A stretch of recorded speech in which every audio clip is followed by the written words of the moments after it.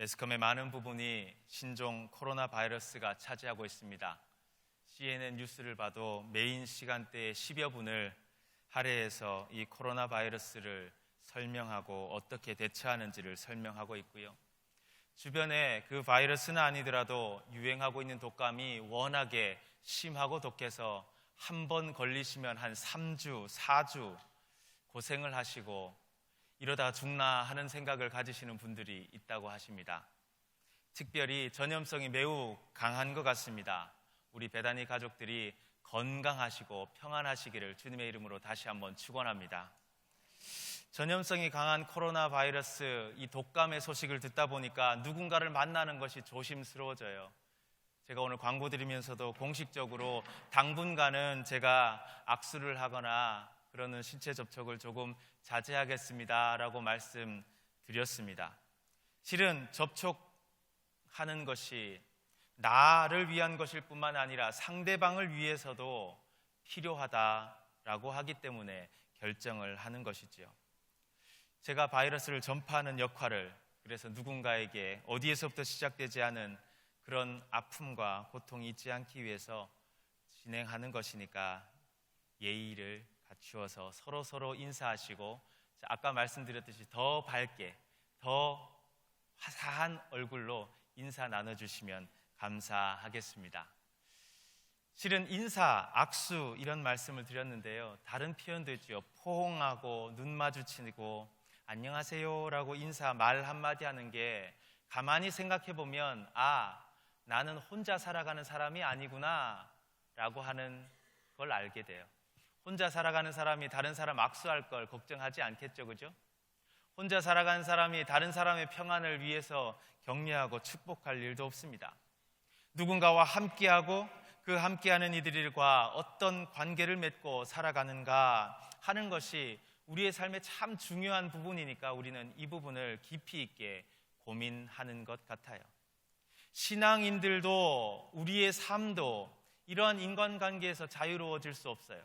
신앙인이라고 해서 세상과 등지고 살아가는 것이 아니잖아요. 어떤 종교는 산으로 들어가서 그렇게 있는 경우도 있지만 우리는 신앙인으로서 세상 가운데 살아가고 세상을 향해서 말씀을 전파하라는 사명을 받은 사람들이에요. 우리 신앙인들에게 어떻게 보면 신앙인이기 때문에 교회 안에서건 밖에서건 이 인간관계가 더욱더 중요한 주제이고, 이 인간관계 때문에 우리의 삶이 크게 흔들리기도 하는 것 같습니다. 한 개인으로의 만남이 아니라 우리와 함께 하시는 성령 안에서 이루어지는 만남이기 때문에 우리는 그 모든 만남을 더 가치 있고 귀하게 일구어갈 필요가 있는 줄 믿습니다. 우리의 만남에는 인간 유한국과 우리 성도 한 사람이 있는 것이 아니라 누구와 누구 한 사람이 있는 것이 아니라 하나님께서 품으시는 그 뜻이 있음을 기억하시길 바랍니다. 우리와 함께 하시겠다고 하셨던 임마누엘의 하나님이 우리와 함께 하시는 만남임을 기억하는 여러분들이 되시기를 간절히 바랍니다. 그래서 이 만남이 잘 이루어져야 돼요. 복음적으로 신앙적인 인간관계가 잘 맺어져야 됩니다. 한 가수, 작사가가 이 교회를 다니는지 안 다니는지 잘 모르겠어요. 그런데 해석함에 따라서 참 신앙적이다라고 하는 노래가 있어요. 만남이라고 하는 노래입니다. 우리들의 만남은 우연이 아니에요. 우리들의 만남은 주님의 바람이 함께하는 겁니다. 우리의 만남은 신앙인의 운명과도 같은 겁니다. 그 만남, 그 관계를 통해서 영원을 준비하고 향해 가는 것임을 기억하는 여러분들이 되시길 바랍니다. 제가 이렇게만 이야기를 해도 먼 노래구나 다 감이 잡히셨죠, 그죠? 워낙 유명한 노래라서 그렇습니다. 그런데 이 인간관계라고 하는 것이 다 다르잖아요, 그죠? 다 다른 만큼 또 태어나면서부터 다 가지고 살아가는 건 아닌 것 같아요. 인간관계라고 하는 것이 기술이 필요하고 법칙과 원리가 있음을 잘 알게 돼요. 신앙 안에서의 인간관계도 참 중요하고 그 무엇보다 우리가 놓치면 안 되기 때문에 예수님께서도 신앙 안에서의 인간관계, 가장 강력하고 영원한 인간관계의 법칙을 말씀해 주는 장면이 오늘 나옵니다.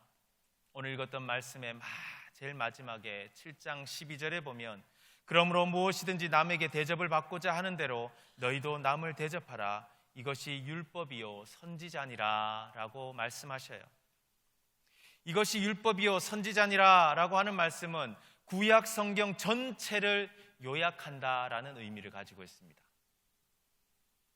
구약의 말씀, 우리가 계명으로 가지고 있는 그 말씀들을 잘 정리해서 요약해보면 인간관계의 법칙이 한 단어로 설명이 되는데, 한 문장으로 설명이 되는데, 남에게 대접받고자 하는 대로 남을 대접하라. 주님께서 우리들에게 알려주시는 인간관계의 법칙입니다.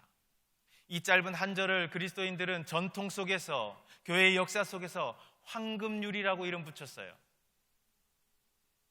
참 중요한 것이다. 붙들어야 되는 것이다. 이것이 우리의 인간관계의 밸런스를 가장 잘 이루어가는 법칙이다 라고 하는 것이지요. 인간관계의 열쇠가 이 말씀을 붙들고 사는지 안 사는지, 우리의 삶에 이것을 적용하는지 안 하는지의 여부에 달려 있습니다. 이 말씀을 오늘 잘 이해하면서 복음적인 인간관계가 어때야 되는지를 함께 묵상해 보고자 합니다. 첫 번째로 그리스도 안에서 나를 사랑하는 법을 배워야지 이 말씀에 화답할 수 있어요. 하나님께서 우리들에게 예수 그리스도를 통하여 주신 이 황금률을, 나를 사랑하는 법을 깨우치지 못하면 이 말씀을 이루어가지 못한다는 거예요. 많은 상담가들이, 유명한 심리학자들이 하는 말이 있어요. 가장 행복한 사람은 자신을 사랑하는 법을 배운 사람이다 라고 이야기합니다. 나를 사랑하는 법을 배우지 못한 사람은 그 어떤 환경이 주어지고 그 어떤 사람을 만나더라도 행복해질 수 없대요. 내 중심에 가만히 한번 살펴보세요. 나는 내 삶 가운데 무엇이 있는가? 무엇으로 행복한가? 어떨 때는 물질이 있을 때가 있습니다. 어떤 물건이 있을 때가 있어요. 아니면 내 일이 있을 때가 있어요. 그리고 내가 관심하는 사람이 있을 때가 있어요. 다 중요한 것인데 가만히 돌아보면 나는 빠져 있어요. 일 때문에 내가 무너지는지 모르고 내 몸이 상하는지는 모르고 계속 살아갈 때가 있어요. 다른 사람을 맞춰주기 위해서 나는 무너지고 내가 주님 앞에 존귀한 존재로 서지 못하는 그런 경우도 참 많이 있어요. 물질을 얻기 위해서, 내 삶의 풍요를 위해서 막 노력은 하지만 그 물질이 얻어졌을 때 오히려 공허함을 느낄 때가 얼마나 많이 있습니까? 나의 존재가 중요합니다. 내가 왜 거기 있는가? 내가 왜 일을 하고 있는가? 내가 왜 이 사람을 만나는가? 이 만남과 내 일 속에서 나의 가치는 무엇인가? 그 모든 만남들 속에서 나에게 주시는 사명, 존재의 목적이 무엇인가? 그것을 아는 사람이 행복한 사람이에요. 나를 아는 사람이에요. 나 자신을 사랑하고 나 자신에 대한 가치를 아는 사람이에요. 인간의 모든 관계가 중요하지만 관계는 누군가와의 만남 속에서 이루어지지만 그 전에 나와 내 속에 있는 내 속사람과의 관계가 우선 잘 이루어져야 되는 것이 제일 중요한 거예요. 제가 하는 말이 아니라 오늘 말씀에 남을 대접받고자 하는 대로 남을 대접하라 라고 하신 말씀도 네가 대접받고 싶으면, 네가 잘 되고 싶으면, 네가 행복하고 싶으면, 네가 사랑받는 존재가 되고 싶으면 이라고 하는 마음이 들어있어요. 내 이웃을 내 몸과 같이 사랑하라 라고 하신 그 말씀도 잘 묵상해 보면 남이 먼저 있는 것 같고 다른 사람에게 먼저 우선권이 있는 것 같지만 묵상하면 묵상할수록 나 자신이 시작되어야 돼요. 내 마음이 시작되어야 됩니다. 나 자신을 사랑해 본 그 경험만큼 다른 사람을 사랑할 수 있고, 내 자신이 행복한 사람일 때 내 옆에 있는 다른 이들도 그 행복함을 전할 수 있어요. 나 자신을 믿지 못하는 사람은 다른 사람도 믿지 못하는 겁니다. 그래서 신앙인들은 나 자신에게 긍정적이어야 돼요. 왜? 내 속에 주님이 계시니까 긍정적이어야 돼요. 내 속에 주님께서 품으신 비전과 소망이 있기 때문에 나 자신을 보고 긍정적이어야 합니다. 그런 긍정적인 아이덴티티가 있을 때 우리는 복음적인 인간관계에 첫 발을 내디딜 수 있는 거예요. 제가 첫 발이라고 그랬습니다. 내가 주 안에서 아름다운 존재, 내가 주 안에서 존귀한 존재임을 아는 것이 복음적인 인간관계의 첫걸음임을 잊지 않는 여러분들이 되시기를 바랍니다. 나를 존귀하게 가꾸는 사람, 내가 존귀한지 아는 사람이 다른 사람도 존귀하게 여겨요. 내가 보잘것없다. 어떤 분들은 좀 심한 표현을 써서 나는 쓰레기같이 살았어요. 나는 내 인생은 쓰레기입니다. 라고 이야기하는 분이 계셔요. 그런 사람은 내가 가진 것이 쓰레기밖에 없는데 어떻게 보물을 내어줄 수 있겠습니까? 무엇을 가지고 있는지 한번 살펴보시길 바랍니다. 다른 사람이 없는 특별한 것이 무엇이 우리들에게 있나요? 다른 사람이 가지지 않은 특별한 것이 우리들은 다 가지고 있는 것이 다 하나씩 있어요. 예수 그리스도의 십자가입니다. 예수 그리스도의 사랑이 우리에게 있습니다. 그 사랑으로 우리는 죽음에서 생명으로, 죄에서 구원으로 변화되었어요.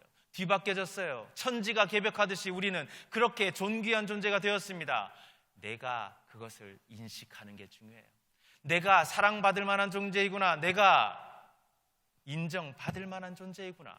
그래서 내가 소망을 가지고 기쁨과 행복 가운데 살아갈 수 있는 존재이구나.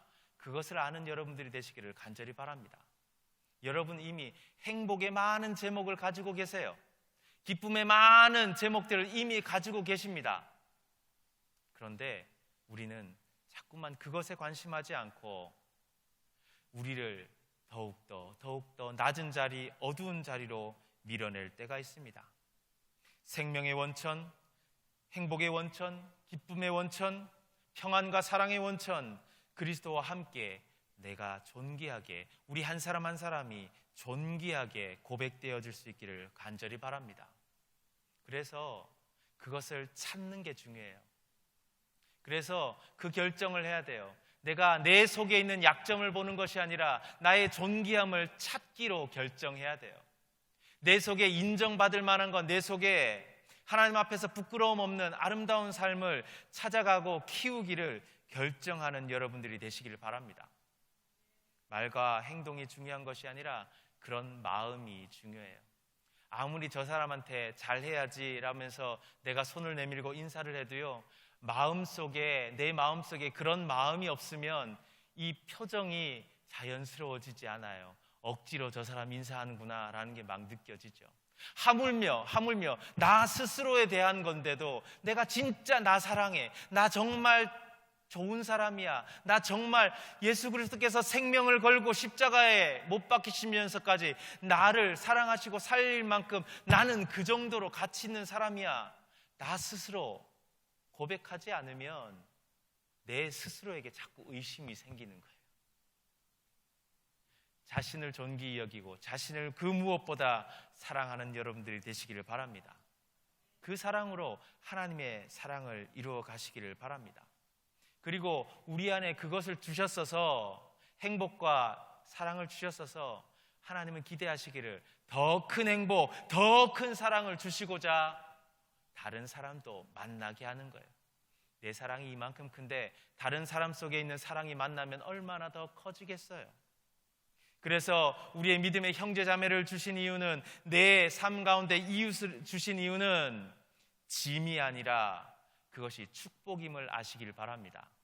옆에 분들을 바라보면서 내 옆에 분이 하나님께 주신 축복이구나, 하나님께 주신 선물이구나, 이 공간에 있는 이 한 분 한 분이 하나님께서 나를 사랑하셔서 그 사랑을 더 크게 하시고 나에게 주신 선물을 더 크게 하시기 위한 선물이구나, 이렇게 여기고, 선물 받을 때는 어때요? 우리가? 선물이네, 얼굴이 이렇게 되잖아요. 우리 성도 간에 인사할 때, 격려하고 축복할 때는 이런 표정이 나와야 돼. 선물 받는 표정. 와, 오늘 주일에 갔더니 이 집사님을 만났네. 우와, 이 장로님을 만났네. 우와, 목사가 조금 마음에 들지 않더라도 오, 목사님 만났네. 이런 마음으로 인사하는 여러분들이 되시길 바랍니다. 그게 하나님께서 우리들에게 주신 마음이에요. 자신이 바로 선 사람이 신앙 안에서 인간관계도 잘 할 수 있어요.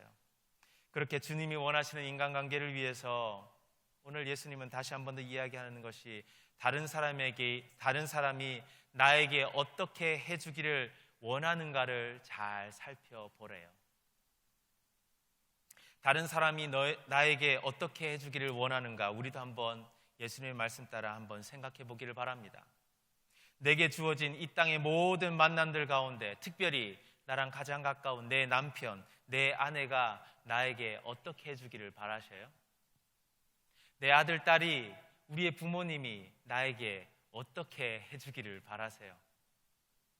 우리 배단위 성도님들이, 집사님들이, 권사님들이, 장로님들이, 목사가 나에게 어떻게 해주면 좋겠는데 하고 하는 마음이 있잖아요. 그걸 알면 내가 행복해지는 방법을 알 수 있다라는 거예요. 내 속에 있는 행복이 더 커지는 비밀이 여기에 있답니다. 근데 가만히 보면 질문 안에 이미 답이 있어요. 그죠? 예수님께서 우리들에게 신앙적인 인간관계를 위해서는 이 질문 안에 답이 있다라는 거예요. 왜 상처받는지, 왜 답답해하는지, 왜 억울해하는지, 왜 비참해하는지, 왜 서운해하고 이해가 되지 않아서 답답해하는지, 그 질문의 답도 여기에 있어요. 비판을 받고 싶지 않으면 비판하지 말고, 용서받고 싶은 대로 상대방을 용서하고, 인정받고 존경받고 싶은 대로 상대방을 인정하고 존경해야 합니다. 이해받고 싶은 대로 상대방을 이해할 줄 알아야지 우리는 그만큼의 은혜를 받을 수 있어요. 더 큰 선물을 받을 수 있는 겁니다. 베드로는 예수님께 묻습니다. 마태복음 18장에 주님, 형제가 내게 죄를 범했습니다. 그러면 몇 번이나 용서해 주어야 합니까? 7번 정도 하면 충분하지요? 라고 물어보는 거예요. 근데 예수님께서는 이렇게 베드로에게 대답하셔요.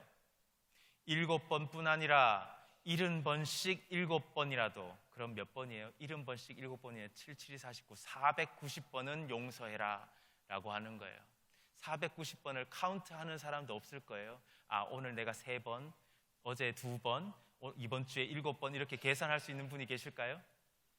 이 말은 무한대로 용서하라는 거예요. 할 수 있는 만큼 최선을 다해서 용서하라라는 말씀입니다. 히브리서 8장 12절에 보면 내가 저희 불의를 긍휼히 여기고 저희 죄를 다시 기억하지 아니하리라. 예수님의 말씀을 기억하여서 전하는 하나님의 약속이에요. 예수님께서도 베드로가 자기를 부인하고 떠났을 때 용서하셨을 뿐만 아니라 베드로를 수제자로 삼으셨어요. 그리고 그를 통해서 이 땅에 복음이 전파되고 이 땅에 세상 사람들이 얻을 수 없었던 그 귀한 선물을, 생명의 선물을 많이 엄청나게 받을 수 있도록 사용하셨습니다. 그렇게 용서할 수 있는 여러분들이 되시기를 간절히 바랍니다. 인정받고 존경받고 싶은 마음이 있어요. 그런데 성경 이전에 이 세상의 지식을 갖고 있는 사람도 이렇게 이야기합니다. 마크 트웨인이라는 유명한 학자는 나는 칭찬 한마디로 2달을 살 수 있습니다 라고 그랬어요. 칭찬 한마디가 2달을 살 수 있게 하는 힘이랍니다. 파블로 카잘스는 남을 칭찬해주거나 인정해주는 일은 기적의 열쇠입니다. 칭찬하고 사랑해주는 그 한 사람이 있으면 내가 언제까지 늙지 않을 것 같습니다. 이렇게 이야기했어요. 베드로전서 2장 17절 모든 사람을 존경하며 신도를 사랑하며 하나님을 두려워하며 왕을 존경하십시오. 에베소서 5장 33절 그러므로 여러분도 각각 자기 아내를 자기 몸과 같이 사랑하고 아내도 자기 남편을 존중하십시오. 인정받고 존경받고 싶은 대로 상대방을 인정하고 존경하는 우리 베다니 교회의 믿음의 권석들 되시기를 주님의 이름으로 축원합니다. 이해받고 싶은 마음이 있어요. 그럼 상대방을 이해해야 됩니다. 누군가를 이해하려면 귀를 넓게 열어야 되는데 우리는 잘 귀 여는 게 쉽지 않아요. 위대한 신학자로 꼽히는 폴 틸리는 사랑의 첫 번째 의무는 잘 들어주는 것이라 그랬어요. 사랑하려고 복음적인 인간관계를 맺으려고 할 때 우리 신앙인들이 가져야 되는 첫 번째 의무, 꼭 지켜야 되는 것은 잘 들어주는 거래요. 듣지 않고 판단할 때가 있습니다. 듣지 않고 이해받고 싶어 합니다. 하나님도 우리의 형편, 처지를 머리털까지 세시는 하나님이라고 표현하시면서 그 누구보다 잘 알고 계시다. 귀 있는 자는 들을지어다. 하나님께서는 끊임없이 말씀해 주는 하나님이시고 우리의 기도를 들으시는 하나님이시듯이 우리도 귀를 열어서 이해하고 포용하는 여러분들이 되시기를 간절히 바랍니다. 상대방을 이해하는 것을 신발을 신는 것에 비유해요. 상대방의 신발을 신어주는 것이라고 이해한다라는 말이에요. 근데 상대방의 신발을 신으려면 어떻게 해야 돼요? 내 신발을 벗어야 돼요. 그리고 상대방의 신발이 냄새나고 내 발에 잘 맞지 않더라도 한번 신어봐야 돼요. 우리가 그런 마음으로 사랑하는 여러분들이 되시길 바랍니다. 내가 신은 신발, 내가 의지하고 내가 서 있는 그곳에서 내려와서 상대방의 신발을 신는 여러분들이 되시길 바랍니다. 그런 경청하는 귀 가운데 하나님께서는 우리의 삶의 모든 인간관계들을 주님의 뜻 가운데 선물로 주시리라 믿습니다. 마지막으로 제가 말씀을 정리하며 권면드리고자 하는 말씀이 있습니다. 우리는 누군가를 변화시키기 위해서 참 많이 이야기를 합니다. 저 사람 참 이래야 되는데, 저 사람 참 저래야 되는데. 그런데 오늘 말씀을 묵상하면서 제가 마지막으로 드리는 권면은 이겁니다. 누군가를 변화시키려고 노력하지 말고 사랑하십시오. 다른 사람들을 당신이 원하는 대로 만들 수 없다는 사실에 분노하지 말라. 당신 자신조차 당신이 원하는 대로 만들 수 없기 때문이다. 유명한 토마스 아킨피스가 남긴 말입니다. 우리 자신조차 내 뜻조차 내 마음대로 안 돼요. 제가 지난주 설 맞으면서 한 해 새로 시작했으니까 작심삼일 하셨던 분들을 이제 다시 시작하십시오라고 했더니 그 말에 뜨끔했다라는 분들이 계세요. 내가 가진 계획, 내가 내 마음을 변화시키려고 해도 내가 잘 변화되지 않는 게 우리의 삶이에요. 그런데 우리는 참 욕심이 많아요. 저 사람도 이래야 되고 저 사람도 이래야 되고 저 사람도 이래야 되고. 세상 사람들은 이런 사람들을 뭐라고 그러죠? 오지랖이 넓다 그럽니다. 신앙이 나로부터 시작되는 겁니다. 그래서 변화시키려고 안간힘을 쓰면 쓸수록 나는 점점점 힘들어지고 나는 점점점 무너지는 거예요. 그런데 사랑하는 사람에게는 하나님께서 길을 열어주세요. 예수님도 왜 변화시키실 수 없으셨겠어요? 병자를 고치시고 죽은 자를 살리시는 예수님께서 왜 이 상태에서 변화시키기 위해서 하실 일이 없으셨겠어요? 그런데 예수님께서는 사랑하셨어요. 사랑하셔서 십자가로 가셨습니다. 그리고 그 사랑이 우리를 살렸어요. 그리고 예수님도 다시 살리시고 하나님 우편에 있게 하셨어요. 우리가 예수 그리스도의 그 모습을 본받는 우리가 되기를 바랍니다. 비판은 비판을 낳고요, 경멸은 경멸을 낳습니다. 그런데 용서는 용서를 낳고, 인정은 인정을 낳고, 이해는 이해를, 격려는 격려를, 존경은 존경을 낳습니다. 그리고 사랑은 사랑을 낳습니다. 우리 베다니 교회가 이 자리에 계신 모든 분들이 사랑을 낳는 여러분들 되시기를 바랍니다. 그 사랑의 열매를 넉넉히 맺는 여러분들, 우리 안에서 그 사랑을 실천하는 우리 모두가 되기를 주님의 이름으로 축복합니다. 그래서 오늘 마지막 기도로 마치는 것이 아니라 우리가 서로를 축복하는 그 축복의 마음으로 찬양하면서 마쳤으면 좋겠어요.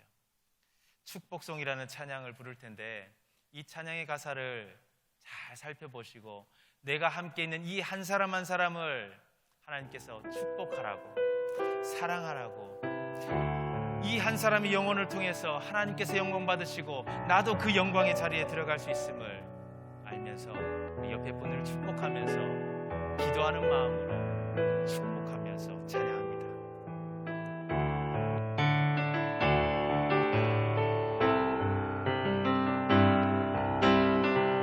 때로는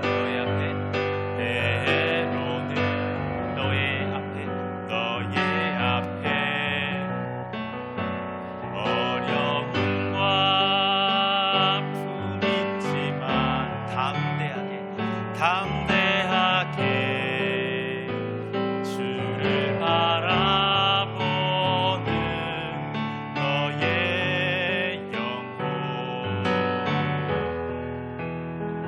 너의 영혼 우리 볼 때 얼마나 아름다운지 너의 영혼 통해 큰 영광 받으신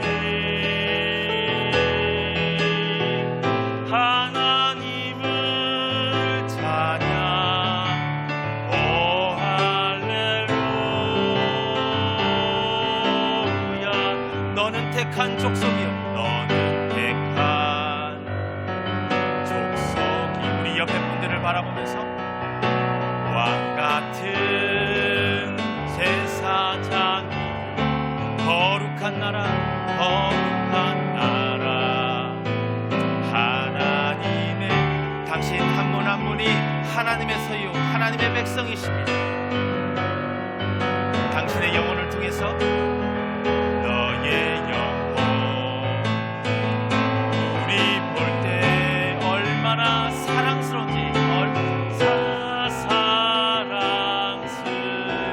사랑스러운지 너의 영혼 통해 큰 영광 받으실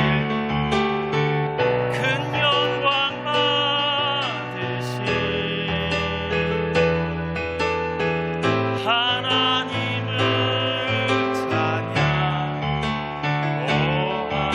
우리 다 같이 일어나서 찬양하실 텐데요. 다 같이 일어나서 찬양할 때 한 손은 내 가슴에 손을 얹고 한 손은 우리 옆에 분을 축복하면서 이 자세로 한번 찬양해 보겠습니다. 내 사랑 당신의 사랑입니다. 나를 사랑하는 당신을 사랑하겠습니다. 이 마음으로 2절을 다시 한번 찬양하실 텐데요. 내 마음으로 옆에 분을 우리 믿음의 성도들 집사님, 권사님, 장로님, 목사를 찬양 축복하면서 주님께서 택하신 족속입니다. 주님께서 왕같이 제사장같이 세우신 분입니다. 하나님의 소유된 분이시기에 당신을 통하여서 영광이 드러나고 내 사랑을 통하여서